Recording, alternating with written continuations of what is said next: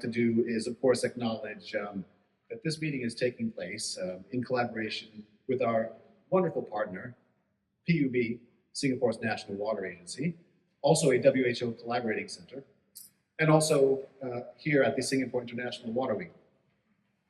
We would especially like to thank the Chief Executive of PUB for arriving today, Mr. Ong Zit Chin.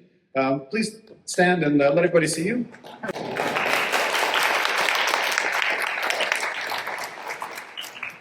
So, Mr. Ong, I believe your participation today is also representative of or emblematic of Singapore and its success in water quality management, water safety, water and health.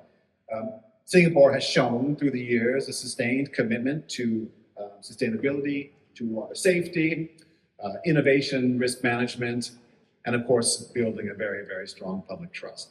So therefore, it's a fitting setting, we find, for today's launch of the update to the guidelines for drinking water quality. So as Singapore and PUB are partners, so are all of us in here. I mean, we're all partners in the effort to try to achieve universal, safe drinking water for everybody, everywhere. So as a result, we'd like to know who our partners are in this room. If you have a moment, please do go ahead and scan the QR code. It'll enable us to keep in touch with you and let us know who's in the room today. So this gathering matters to us at WHO with PUB and others because these guidelines, they're global in scope. We all know this. But they only matter if they're useful in practice. So this event is designed to connect the global to the local. So we have a shared goal, and that is, of course, keeping drinking water safe every day.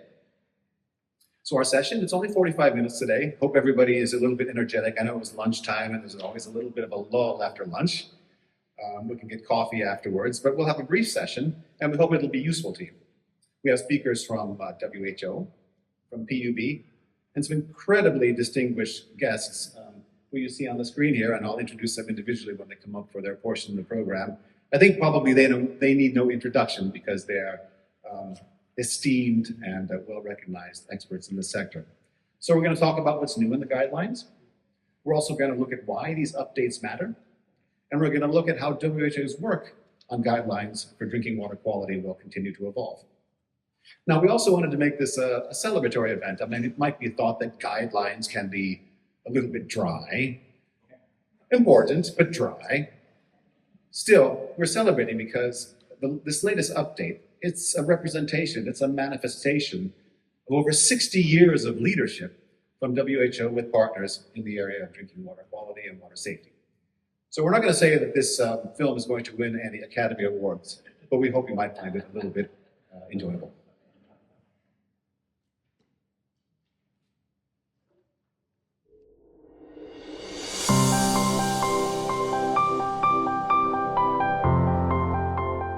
Every day, billions of people depend on safe drinking water, often without ever seeing the systems, science, and standards behind it.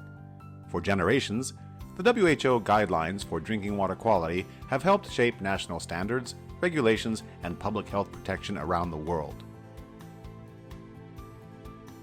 The guidelines are the point of departure for drinking water regulation in countries across every region, helping governments and other stakeholders to proactively protect health, manage risks, and build resilient systems. Yet in the world of drinking water quality and health, the work is never finished. New contaminants emerge, evidence evolves, and regulators face increasingly complex decisions in a rapidly changing world. Against this backdrop, WHO has published the third addendum to the fourth edition of the Guidelines for Drinking Water Quality, strengthening guidance for today's challenges while supporting countries to most effectively protect health. Behind this and every update lies an enormous global collaborative effort.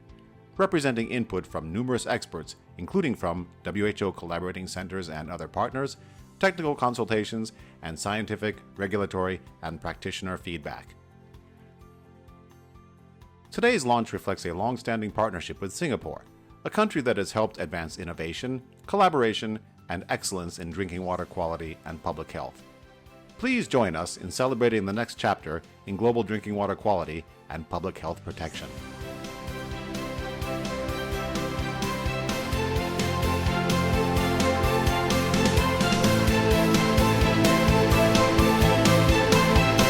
Thanks very much. There was a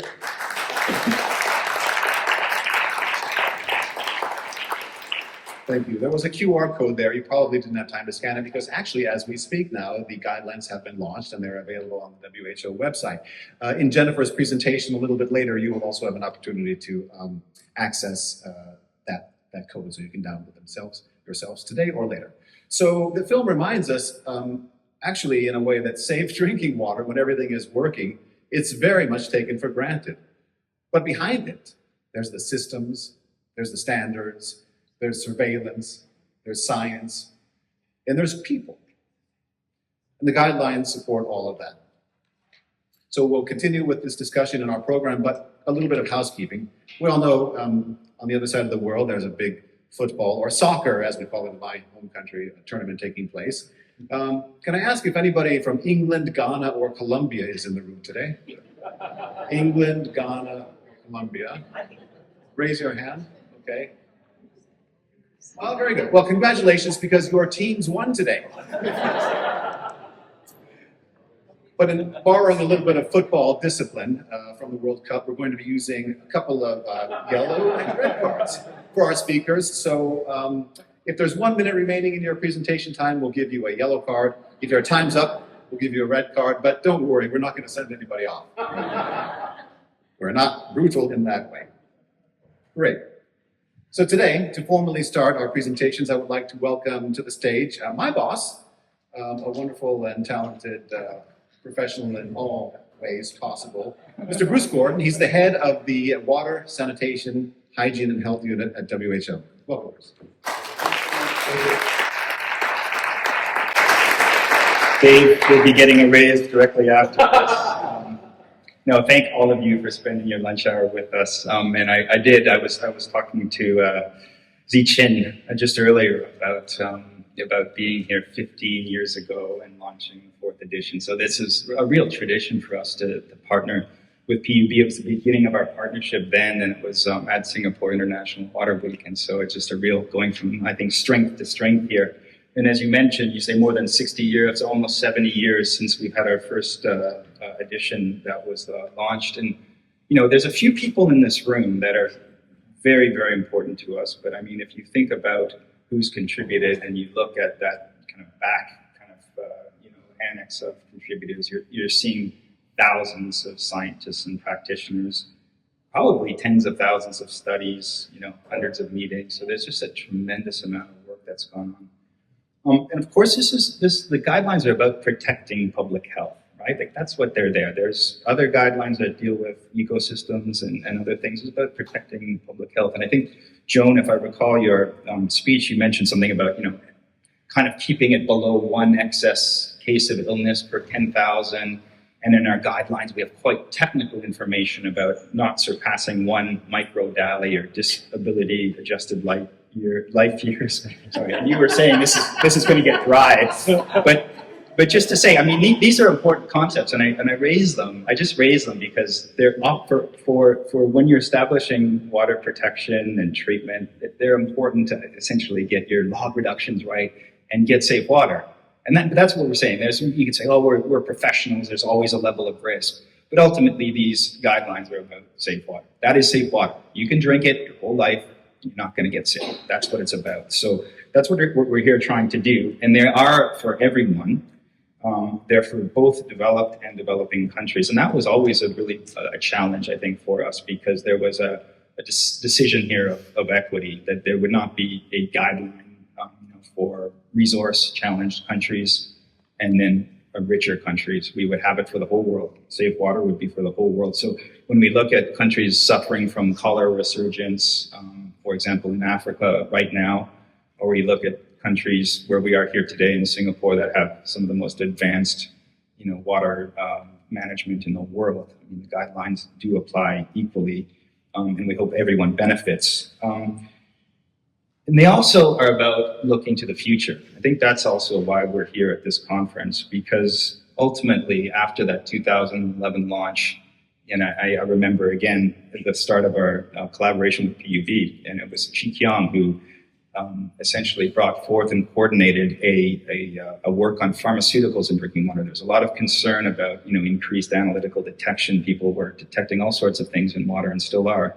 and we needed to put that in some context and apply some kind of science to the risks.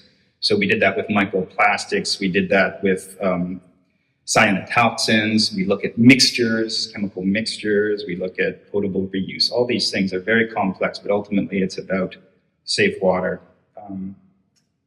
And so I'll just want to conclude with a bit of impact here, because you can imagine WHO, I don't know how many guidelines we produce a year on all sorts of health issues.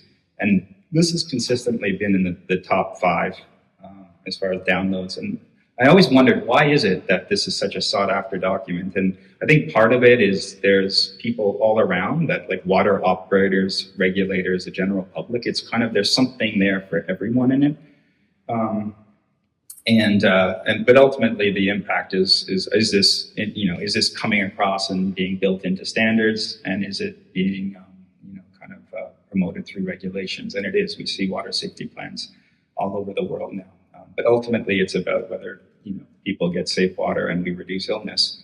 And just to conclude with this remark, I mean, it's always for me a hard thing to imagine, sitting here in Singapore, understanding that we're still, in the midst of a water crisis with over 1 million people dying from water, sanitation, hygiene related issues. And that's what the guidelines are about. So I mean, and so that's just a big thank you to all of you and to all the people in the room and out of the room that haven't been, that aren't here, but just that these are the beneficiaries. So as we take this forward, let's keep them in mind. Thank you.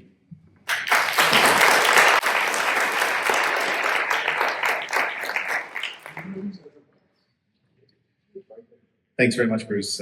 Inspiring words, and good to remember the folks who aren't here, but may have been here earlier and contributed, as you say, some of our own WHO colleagues, Robert Voss and David Bartram from years and years ago. Everybody's DNA is very much in the guidelines. But now we would like to turn to our gracious host country and have a bit of perspective from our colleague, Dr. Pang Chi Mung.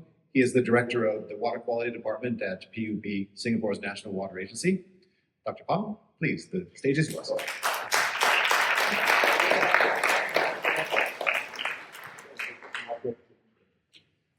Good afternoon, Bruce Gordon, the WHO colleagues, distinguished guests, and ladies and gentlemen. It is a privilege for PUB and myself to join the WHO in launching the third addendum to the 4th edition of the Guidelines for Water Quality here at SIWW. Water has always been an essential part of Singapore, and delivering safe water is part of PUB's core mission. Over the decades, we have closed the water loop, and we have done this through effective catchment management, multi-barrier water treatment processes, as well as comprehensive water quality monitoring. So,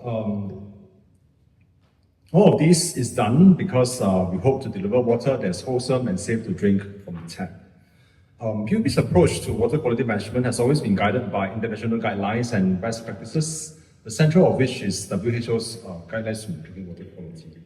These guidelines provide a risk-based framework for water safety planning and systematically guide us in assessing and managing risks from source to tap.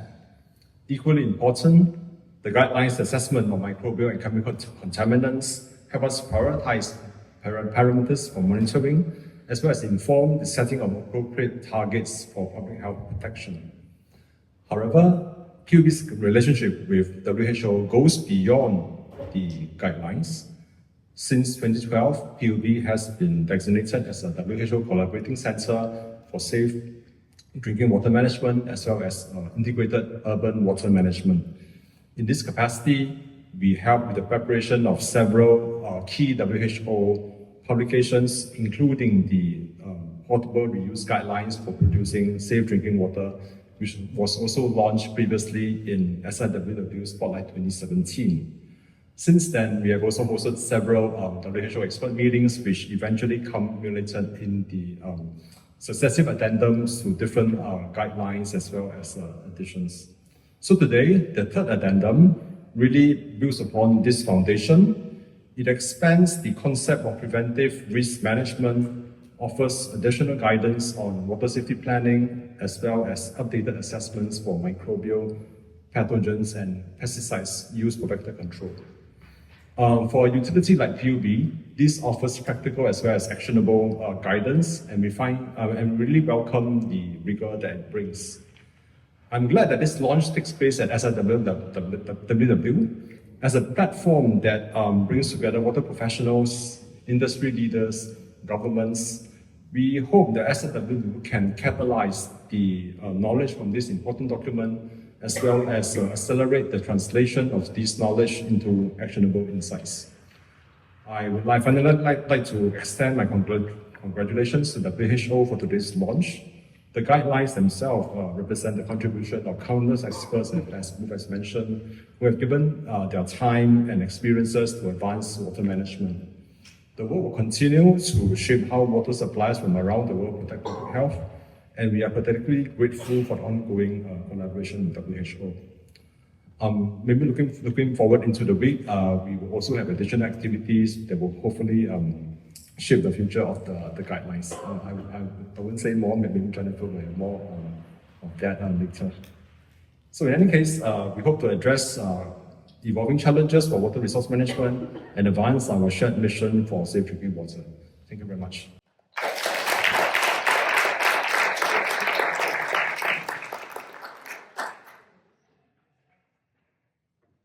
Thank you very much, Dr. Pong and Bruce, for those, again, inspiring, insightful, and very generous remarks. So much appreciated. So, having set the scene, we would now like to move to a little bit of an intervention or reflection or panel period. So, if I may invite Dr. Cunliffe, Professor Rose, and Professor Medema to the stage, please. We'll commence from here.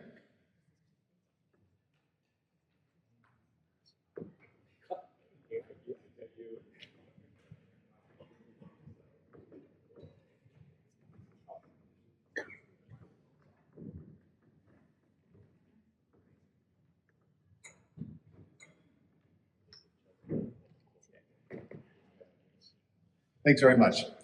As you can see from the screen and in front of you, we have just three of probably the most preeminent water quality experts in the world in this room, two of whom have won the prestigious Lee Kuan Yew Water Prize, so two laureates. So we are just unbelievably graced today.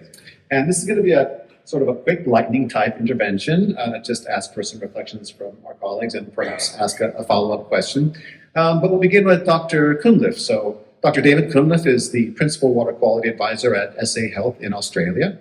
He has extensive experience in risk management and in the practical application of guidance in different water supply settings, including small water supply settings. So, Dr. Cunliffe, we would welcome your comments, your reflections on the thoughts related to the third addendum and the implications for small water supplies and for strengthening risk-based drinking water management. So I think the first point to make is that the key components and principles associated with management and operation of safe drinking water supplies remain intact. They haven't been changed. What the changes do is they include refinements, they include expansion of guidance on specific areas. And as David just said, the area that I'm going to address specifically is the increased focus on small water supplies. And this also takes into account consideration of relatively recent publications, which include the supporting document to the guidelines for drinking water quality on small water supplies and the companion document on sanitary inspection packages. So they have been taken into account as changes have been made. So the increased focus on small water supplies addresses an area, types of supplies that have generally the least resources and financial support, and they're often physically separated from major population centres. So they tend to be in rural areas and in my country, in remote areas. So they face a challenge. And as part of that increased focus, we've also added a greater focus and attention on implementation of sanitary inspection as valuable tools in their own right, but also as a start to introducing water safety plans. So that's the component for the providers. But we've also recognised that there's a need for an increased focus from regulators to provide an enabling environment for the small water supplies, and that's through regulations and policies. It should also include supporting guidance to support implementation of both sanitary inspections and water safety plans, and that can include guidance on their websites about checklists for sanitary inspections. It can include templates for water safety plans. On a related issue, so discussed water safety plans, there have also been some modification in the text on those plans, and again, to take into account another recent publication, which is the second edition of the Water Safety Plan Manual. So it's important that the guidelines for drinking water quality should reflect and consider the changes in that manual to ensure there's consistency between the two. So that's been done, and two of the key changes have been to identify 5 components of water safety plans, which includes the addition of increased attention on the preparation before you develop your plan, which includes assembling of the water safety plan team, design of your plan, and then, very importantly, a step on review and improvement of the plans, because plans are never static documents. So those are the changes related to small water supplies and water safety plans. Thanks for that very much, Dr. Cunliffe. Really appreciate all of the referencing to the other documentation, the second edition of the WSP manual, the guidelines for small systems. I know many colleagues in the room and at WHO have put a lot of effort into those. Through the years, just a quick follow-up question, if it's possible to answer, if you were to suggest a practical first step that a regulator or a government could do to better support small systems in a country, what would that first practical step be? So I mentioned part of it, which is have guidance on your website, guidance for the small operators. But it's also important that the regulators get out there. So they undertake sanitary inspections for 2 reasons. One is to gauge, increase their understanding of the quality of drinking water supplies, the infrastructure that's present, risks that may be present, so they can prioritise improvements and actions moving forward. It's also very important that that's done in conjunction with the operators and managers of those supplies to provide education and support to those operators and managers to improve the design and implementation of water safety plans moving forward. Thanks very much. Your remarks just really bring to mind the fact that guidance needs to work not only in ideal situations, but also in those places where there are constraints or a lack of resources or where support is most needed. So thanks very much, Dr. Cunliffe, for those remarks. Moving on, we would like to introduce Professor Gertjan Medema. So Gertjan is the principal microbiologist at KWR Water Research Institute. I think you also noted it was a collaborating center if you saw the particular screen in the slide. Professor Medema is also a part-time chair on water and health at Delft University of Technology, and he is a 2024 Lee Kuan Yew Water Prize laureate. extensively well known for his work on pathogens, microbial water quality, and risk-based safety. So turning to you, Professor Medema, what should users of the guidelines take away from this addendum, especially in relation to microbial risks and emerging evidence?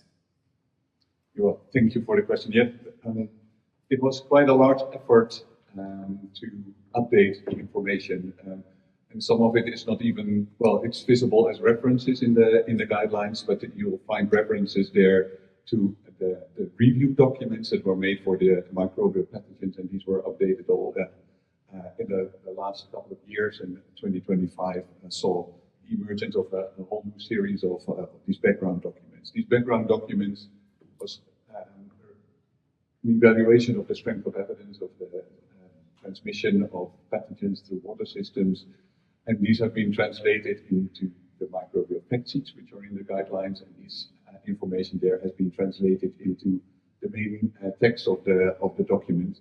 And this information gives regulators and utilities information about which are priority pathogens to manage, and also about important ways to manage. So information about how, for instance, chlorine can capture these pathogens. What we also see is that well, the majority of the priority pathogens are still the enteric pathogens, but there's also pathogens that grow in water systems, the opportunistic pathogens, and these have been highlighted: Legionella pneumophila, mycobacteria, and there are specific management practices described in a dedicated chapter on paragraphs on water in buildings and water in healthcare facilities. So there's also some information for specific settings, because not all pathogens are relevant for all situations, but some specific pathogens for healthcare facilities like Acinetobacter baumannii and Pseudomonas aeruginosa in healthcare facilities. There is descriptive on how to tackle these. And also for emerging pathogens, there's always the question, how relevant are they for water? So you'll also find information there on coronaviruses, Ebola viruses, stating that there is no evidence of waterborne transmission, and scientific consensus show that this is very unlikely as waterborne pathogen. So that is helpful for utilities and regulators to set priorities for management. Thanks very much. Appreciate that. Just a very quick response then. For regulators and utilities, looking at this kind of evidence which is evolving, how can they work with it or manage it without being overwhelmed by every pathogen of concern? Yeah, pathogens have the tendency to emerge, but it's also and I can understand that the question, and I think it's also very good to every time ask the question if there's an emerging pathogen, are our controls still sufficient? But we also have to acknowledge that we are already trying to remove microbes for some 150 years of implementation of water treatment systems, and that generally the viruses, the bacteria, the parasites, the helminths, we understand how to control these. So our existing water systems offer quite good protection. But we also have to recognize that a new pathogen has to have specific characteristics that are more challenging to our water systems than the pathogens that we are already controlling. But you mentioned the Cryptosporidium outbreak. I think crypto was one of these examples where we suddenly saw, hey, this pathogen is very resistant to chlorine, and chlorine is one of our key control mechanisms that is now not working anymore. So pathogens can sometimes surprise us. I think for utilities and regulators, there's also a guidance in the document to not trying to monitor and capture each individual pathogen that's in the list, but to select reference pathogens. So a virus, a bacterium, and a parasite, and if you control these reference pathogens, you are controlling the whole suite of pathogen, and then an emerging pathogen has to be of special characteristics if you want to break through these barriers that we've put up. Thank you very much. That's a very helpful response. These reference pathogens, staying alert to the emerging evidence, but also doing so while still working in a structured risk management approach is something we all must do. Appreciate your remarks, Professor Medema. And moving on, we have our third expert. This is, of course, Professor Joan Rose. I'm going to introduce her, but as I said earlier, she really needs no introduction. But she is nonetheless very welcome to come today. She is the Homer Nolan Chair in Water Research and Director of the Water Alliance at Michigan State University. Go Spartans. And she is, of course, also the 2026 Lee Kuan Yew Water Prize laureate. I'm sure that many of you heard her laureate message the other day. Congratulations on being named this year's laureate. Your work to pioneer the science that helps quantify and manage microbial risks in water inspires us all. It makes drinking water safer for everybody in the world. So congratulations. So our question to you is, looking a little bit to the future, what do you see as the most important research needs and emerging priorities for drinking water safety? And how can science best support future global guidance?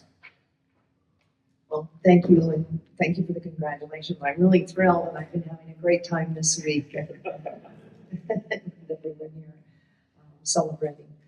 Well, you know, I think we know about some of these big challenges. Of course, climate change, but it's not just climate change, it's these extreme events. These are really going to challenge us. We don't often think about our land use change as much as we should, as we change our urban and even our rural communities. But that's changing the way water flows. And of course, our infrastructure has been talked about, our aging infrastructure, and being vigilant on restoration on a continual basis. But then again, it's this managing of waste, animal waste in particular, and human waste in the future, and these not just new contaminants, but these recalcitrant contaminants that we need to deal with. We're putting more nutrients into the water while we have a soil health problem. They don't belong in the water; they belong in the soil. So, this has caused ecosystem disruption, pollution. We've got population displacement. That is a big challenge, I think, right now, for a variety of reasons, everything from war to if you don't have food security and you don't have water, you tend to move. And we could be creating a bigger divide between the haves and the have-nots. And then which has been addressed here, this equity issue. And I think the small communities are always kind of left out. A lot of our rural and small communities aren't groundwater. We don't attend to groundwater as much as we do our surface waters. They're not monitored as much, so we have much less monitoring data in these systems. There's less human resources and professionals attending to these systems. And there's probably, many of them are in more polluted areas. We know in Michigan, for example, our rural communities are the ones where the animal manure goes, where the biosolids go from the urban community, and et cetera, et cetera. So, what is that future to address some of these really big challenges? And I really think it's the monitoring and the data and moving the political will. Those three things. And, better monitoring and better data and communication of that data to the broad scope is important. And we have better tools now. We have more rapid tools. Before, you had in a small community, you had to get the sample, put it on ice, you had to get it to the lab in 6 hours or whatever it was to test it. We have systems where we can test on site now. We can even take the sample, stabilize the samples, use molecular tools, even in communities way out. I know of a student that did where she had to have a donkey along with a system that where like a coli alert system on the donkey incubating. But they found out by both that analysis and by taking DNA samples and sending them back to the lab that it was the animals contaminating the wells, not the humans. And that certain wells, the rope pulleys or certain types of wells were less contaminated. So there was things they could do right off the bat in getting some of this information, even for the small community. So I think, those better tools, better models, better data is all going to move us forward, but we still have to be very focused on a way to communicate the knowledge, to have organizations that can convene the right populations, the right people at the table, convening organizations, people that have the authority to say, if I open this, platform or discussion workshop, will you come? Because not everybody has that convening power, and so that's very important. I think it's very important for WHO to continue that. I think in the future, we want to see the true One Water implementation. And that's, I think, why people come to Singapore, to see how they evolved to it's a true One Water. What are the barriers in other countries? They could be political barriers, infrastructure barriers, to implementing a true One Water approach. And we need maybe more regional management, bringing these small communities together for regional management and sharing of the data, and either gathering the data in the first place. It means that we have to figure out better ways to develop compacts. Maybe we need to think about water diplomacy in a different way, from the local level all the way to the global level. What does water diplomacy mean? Bringing people together to share, not just share the goal, but you've got power struggles, right? One that has more power than another, or more buying power, more resources. So how do we share that and really get that water quality data that you need and share that knowledge, because that does move the political will. So we always say water is life, but we're talking about water is about health, water is about nature, water is about food, water is about power, and water is about economics and economic development. So I think it's really important that we look very more holistically, and any of us that are doing water quality studies look at that in a holistic way and figure out a better way to share that knowledge.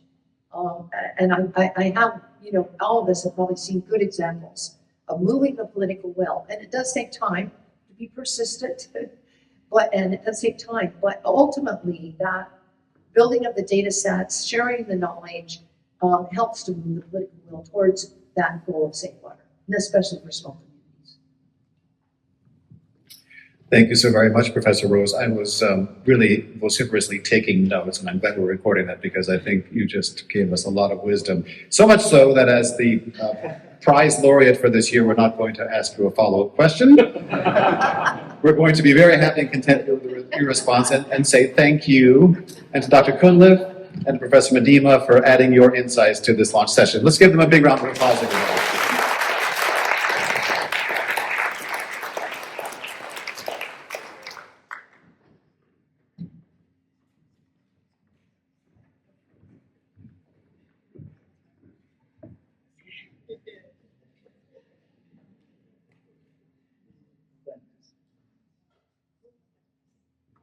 We have such professional people, there's been no need to use the red or yellow cards whatsoever.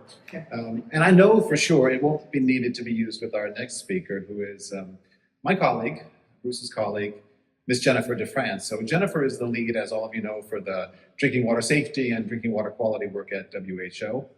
She's an amazing colleague. She's utterly competent, and she's one of the kindest people you will ever meet. So she's been leading all the work to update the guidelines, and she'll also be speaking a little bit about what the horizon holds for us in the future.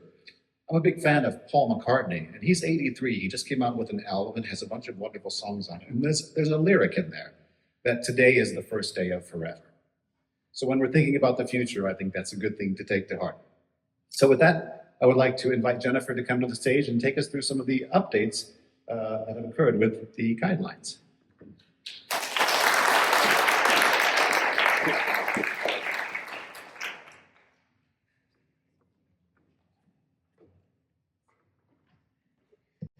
Thanks so much, Dave, and thanks everyone for staying, because I know I am between you and lunch. The good news is that our distinguished panel, they, I think, already said a lot of things that I would have said. So I think my presentation will be even shorter. So as you heard, I'm going to highlight some of the key changes with the guidelines, what this actually means in practice, and also to give a sneak preview on what we're starting with the next edition of the guidelines. So I'm going to start with pathogens. So we already heard a great deal of information from Gertjan, so I can keep this quite short. But you did hear already that this was a substantial update with this latest guideline, underpinned by almost 50 background documents reviewing the evidence of pathogens, including the strength of evidence for waterborne transmission. So in addition to the pathogen background documents, we have this communication piece about what are the priority pathogens, looking at the strength of evidence information, looking at information on the burden of disease, the severity of health effects, antimicrobial resistance, etc.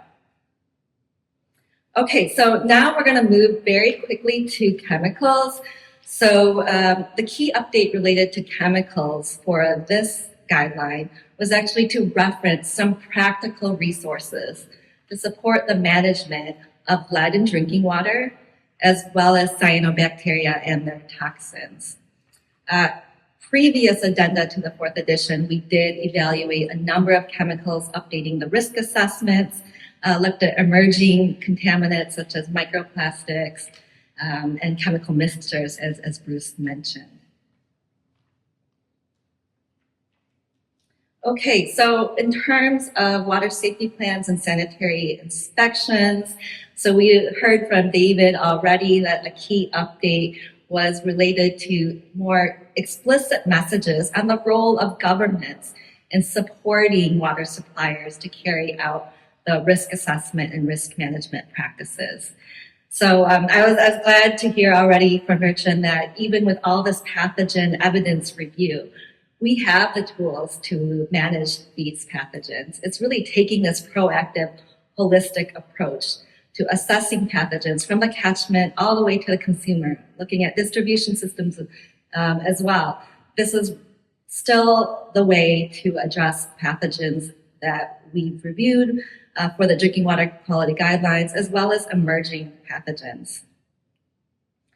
Okay, for small water supplies, again, my job's easy because David did a great job summarizing the key changes. But this, I just want to emphasize that with this updated guideline, we did include a clearer message on, again, the role of governments in moving up small water supplies. And we felt this was particularly important, recognizing that a disproportionate number of the percentage of the population do not have access to safely managed drinking water services in rural areas. There's really a need to give them more attention, and it starts with governments.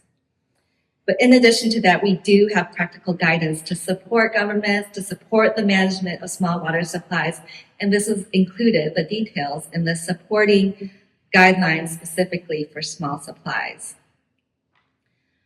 In terms of surveillance, the guidelines already emphasize that surveillance activities should consider water quality testing results, as well as looking at risk management practices. What's new with this guideline is that we do include a table that supports a more systematic assessment of bringing these data sources together to particularly help those that are resource constrained in focusing on what are the most risky systems in terms of risk management as well as small water supplies. So this was a new practical table to support surveillance activities. The guidelines update also better highlights the importance of technical regulations and approval schemes to ensure drinking water safety. This could include, for example, materials in contact with drinking water, with more explicit messages and including use of materials that are have low lead or are lead-free. And then also we even include some guidance about looking at approval schemes for household water treatment products and larvicide products used in drinking water or drinking water sources. And we make references to products that have specifically been reviewed by WHO. So here's an example of, it's our colleagues in pre-qualification that have a list of products that have been evaluated for drinking water sources and in drinking water. So we heard from David already that with this guideline update, the key principles have not changed. And so really it's a matter of reinforcing these key principles, including the framework for safe drinking water, which establishes roles for regulators and establishing standards for drinking water quality, proactive risk assessment and risk management by water suppliers, and independent surveillance to ensure that risk management practices are effective and that health-based targets and regulations are being met. Okay, so now I want to look ahead. So you may have recognized that lovely voice in that video. That was Dave Truba. And I want to quote what he said in the video, that in the field of drinking water quality, the work is never done. And we've already started the 5th edition process of the guidelines. So we know the stats about safely managed drinking water. We need to move that up. We've heard from our distinguished panel about the emerging contaminants we still need to address, the impacts of climate change on water quality. PFAS is a contaminant that's a lot of concern. Okay, so I want to show just about some of the processes we're establishing to establish a work plan for the 5th edition of the guidelines. So we're having some meetings with our experts groups to agree on the technical or discuss the technical areas that need to be considered for the guidelines update. So we're starting tomorrow. So no, we get a little celebration here, but we're starting tomorrow with a technical meeting with many of our experts on the microbial aspects of the guidelines being hosted by PUB. We have another meeting in October on microbial aspects for planning, and then you can see here we also have some meetings already being planned on chemical aspects as well as radionuclides. So you heard already the guidelines update. We need to consider science and practice. And so we have some processes established as well to ensure we're getting feedback from those on the ground to consider for the guidelines updates. This includes our colleagues in the regional offices and country offices who are working directly with member states, understanding their challenges, what their needs are. We'll be convening a meeting of our regulators network to get their feedback. So I'm really happy to see Dr. Joshi here, who's a member of our regulators network. I'm hoping that you'll be participating in that meeting. And then we want to establish broader processes to get feedback from the wider community. And so here I put October because we've already planned a session to seek the wider feedback from practitioners and other experts at the UNC Water and Health Conference. Okay, so just a little bit about the technical aspects. So the meeting we're having at PUB tomorrow is looking at Legionella and pathogen occurrence. And those are just examples, but we have this guidance document on managing Legionella, and there's a need to update it. And so we've already started the process to update this with discussions tomorrow focusing, for example, on detection methods. It was really nice to hear Joan's presentation just about how pathogen occurrence data, we need this data to inform performance targets for water suppliers. And so we do have performance targets for microbial pathogens in the guidelines. And so we will be discussing this work tomorrow as well. Other topics we're discussing tomorrow is EMR. So I've heard about that concern as well as reference pathogens. Okay, so in terms of chemicals, so the guidelines, we have over 100 background documents on chemicals in the guidelines. So this is chemicals with risk assessments and guideline values. So we're working on a process to more systematically identify what should be the priorities for the 5th edition of the guidelines. We've already identified a few priorities, and so the state of science for these chemicals will be started soon. That's fluoride. I think many of you know you've seen fluoride in the news more. There's a bit more interest in that. And for the disinfection byproducts, at least starting with re-looking at our guidance on trihalomethanes as well as haloacetic acids.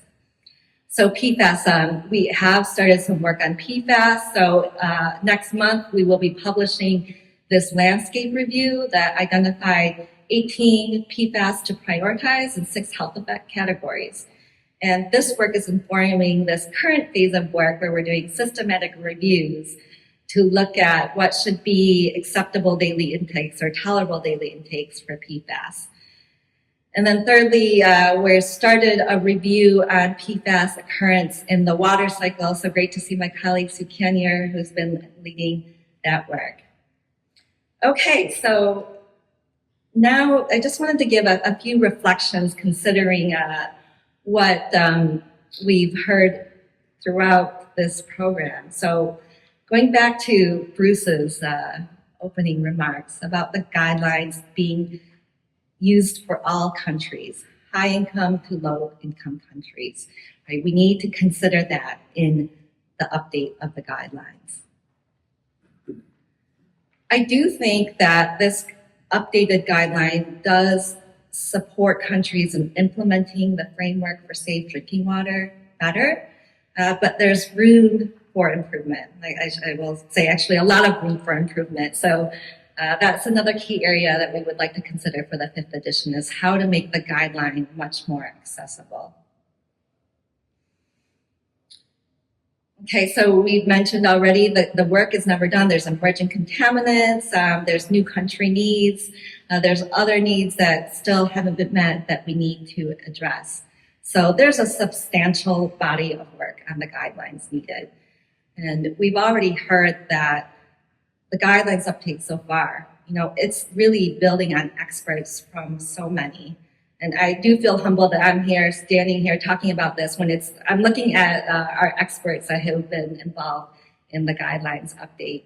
And for the 5th edition, we're gonna need even more support. So we're really looking for stronger collaboration to update the guidelines. And just to highlight again, just the number of partners that we've worked with on the guidelines and the interest to work more with other partners. And I see Anna Maria right in front of me, and Anna Maria is leading a discussion tomorrow on reference pathogens and RIBM's strong support and the micro aspects of the guidelines as well. So let me just take this opportunity on that note just to thank everyone who've really been instrumental in this guidelines update. Huge thanks, and we look forward to your continued support. So with that note, as Dave said, here is the QR code again for those who were not able to get access to the guideline.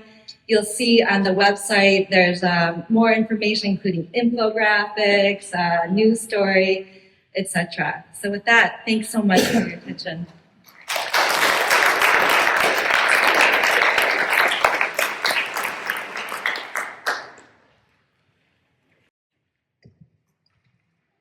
Thank you, Jennifer. We've had a wonderful program, but I think you really helped us to end it on a high note. Hopefully everybody will go in, download, and start cruising through the updates in the guidelines. So we'd like to thank everybody for coming today. As Jennifer mentioned, and many colleagues have mentioned, we're partners in all of this. But we'd especially, of course, like to thank Dr. Ong for coming, the Chief Executive from PUB. We would also like to thank all of our wonderful and distinguished speakers. And as well, we would like to give some very personal thanks to a couple of colleagues from PUB, Misato and Dun Shan, who have been the driving force behind today's session.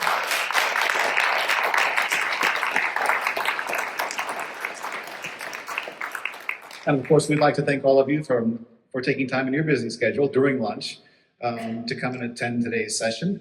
The message is simple, really. Drinking water safety guidance must remain current, practical, and grounded in evidence. And this is what's happening with the third addenda, and this is what's happening with everything that Jennifer described.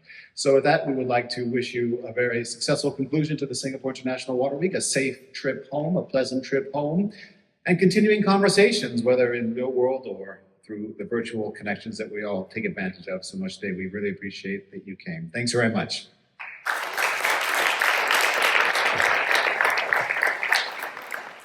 So we formally concluded, but we would like to take a couple of ceremonial photos. So if our speakers would please come here in front of the projector, we're going to take a photo with a very nice cover of the guidelines. And then following that picture, anybody in the room who's been involved in the updating of the guidelines, we would like them to come up and we'll take a second picture. Yeah, thank you.